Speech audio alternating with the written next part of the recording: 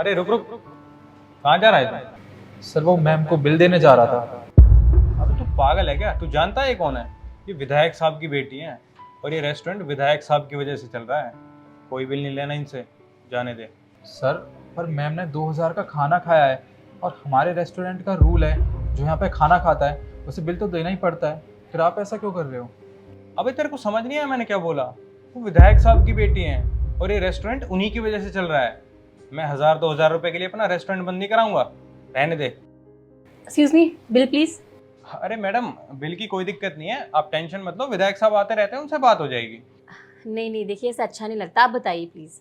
अरे मैडम मैंने बोला ना, आप टेंशन मत लो, विधायक साहब आते हैं, उनसे बात हो जाएगी, आप जाइए। Okay, as you wish. चलिए मैम।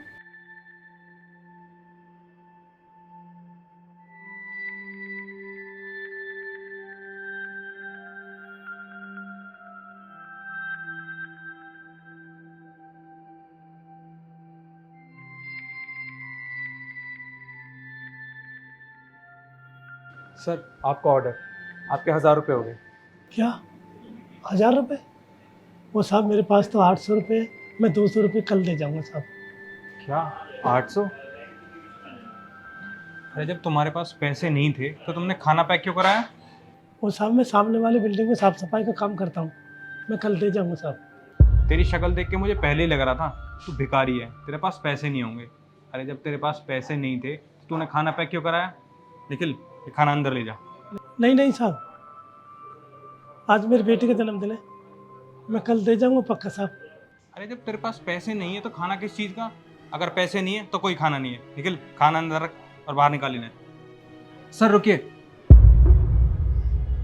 आपको ये खाना चाहिए ना, और आपके 200 रुपये कम पड़ रहे हैं। कोई बात नहीं, आप ये खाना ले जाइए, मैं आपके 200 रुपये दे देता हूँ। सर ये लीजिए। निखिल, इनके पैसे तू क्यों दे रहा है? सर क्योंकि इस खाने की इनको ज़्यादा ज़रूरत है। अभी थोड़ी देर पहले विधायक जी की बेटी और उनकी वाइफ आई थी, उनका सर 2000 का बिल बन रहा था, याद है ना आपको? और जब मैं उनको बिल देने गया था तब आपने मुझे रोका था।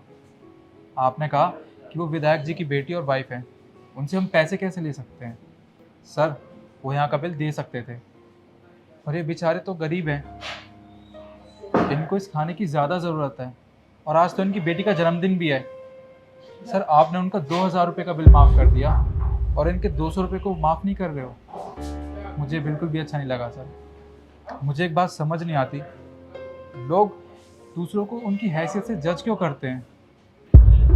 निखिल, तू शायद सही कह रहा है।